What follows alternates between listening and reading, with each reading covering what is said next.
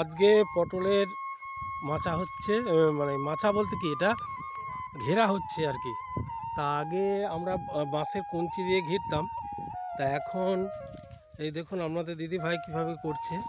মানে প্রথমে জালটাকে এরকম চারিপাশে ফেলে দেওয়া হয়েছে, আর তারপরে এর ভিতর দিয়ে সুতো ঢোকানো হচ্ছে। এই দেখুন, সুতো ঢুকিয়ে দুই মাথায় বাঁধলে এটা টান হয়ে যাবে, আর জাল দিয়ে না গিরলে হনুমান তো আছেই, আবার এদিকে দেখি, এদিকে তাকা দেখি।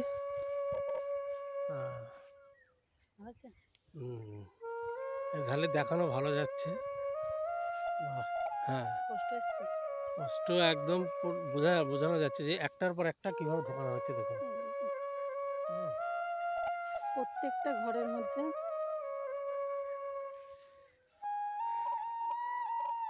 দিয়ে এই নিচেও দেওয়া হবে, দিয়ে টান করে বেঁধে দেওয়া হবে।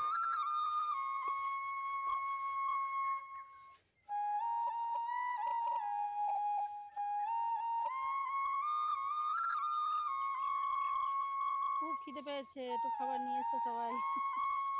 আমি খিদেই পাচ্ছি না, এখন একটু পান্তা ভাত আর কাঁচা লঙ্কা পেঁয়াজ হলে ব্যাস শরীরটা ঠান্ডা হয়ে যেত। পান্তা ভাত, লঙ্কা পেঁয়াজ, লঙ্কা তো জমিতেই আছে, দুটো ভাত আর পেঁয়াজ একটু লবণ হলেই ব্যাস খেয়ে নিতাম।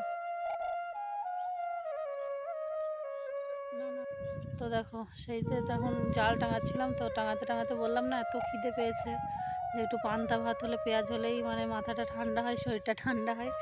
তো হ্যাঁ, আমরা কাজ করতে করতে বাড়ি চলে গিয়েছিলাম, পারছিলাম না এটা সত্যি। আর আজকে আমার হয়েছে কি, কালকে প্রেশার মেপেছি, অনেক প্রেশার বেশি, অনেক। তো সেই জন্য করেছি, দুটো প্রেশারের বড়ি খেয়েছি। দুটো প্রেশারের বড়ি যেই খেয়েছি আমার মনে হয় প্রেশার এক ধাক্কায় অনেকটা কমে গেছে। আর মাঠে আসার পরে আমি আর না পারছিলাম না, খুব কষ্ট হচ্ছিল আমার তখন কাজ করতে, আর এত পরিমাণে খিদে পেয়েছে। কিন্তু মাথাতেও আজকে ঘুম থেকে উঠেই মাথায় যন্ত্রণা করছে।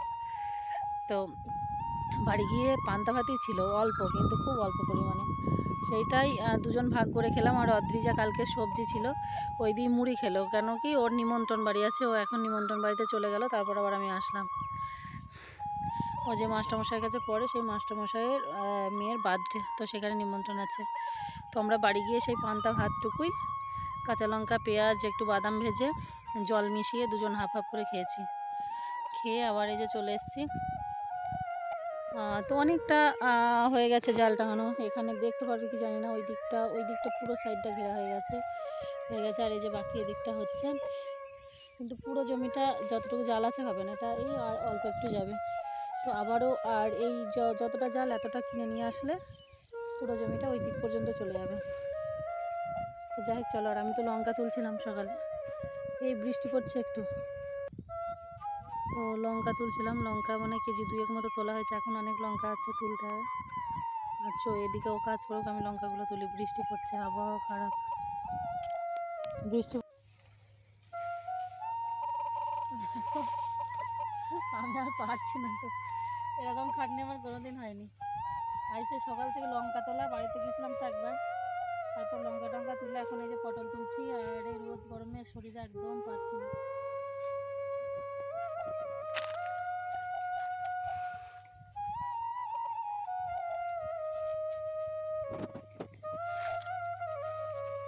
এই কাজে ভালো লাগা আছে, কিন্তু কষ্ট খুব বেশি, খুব কষ্ট।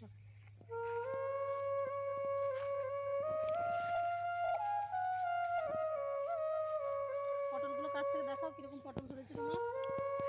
এই দেখুন পটল, এই ধরেছে দুই একটা এই যে পটল।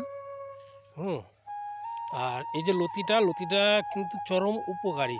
হ্যাঁ, মানে একমাত্র পটল এমন একটা সবজি, যে সবজিটায় মানে এর শিকড় বিষ, মানে যদি কোনো মানুষ এর শিকড় খায় তবে সে কিন্তু মারা যেতেও পারে। তার উপরে মানে সে বিষে অমৃত ফল, অর্থাৎ আমাদের সে শিব, নিজের কণ্ঠে বিষ ধারণ করেও সে জগৎময়কে কল্যাণ করে বেরিয়েছেন, আছেন আমাদের কল্যাণের জন্য। ঠিক সেরকমই এই ফলটা, তাই এই ফলটা খাবেন। এটা একটা সবজি, আমি বলি ফল। মানে কেন, এটার যে উপকার, সাংঘাতিক উপকার। হ্যাঁ, সুগার, প্রেশার কোনো কিছুই বাড়বে না, মানে একটা দারুণ উপকারী ফল।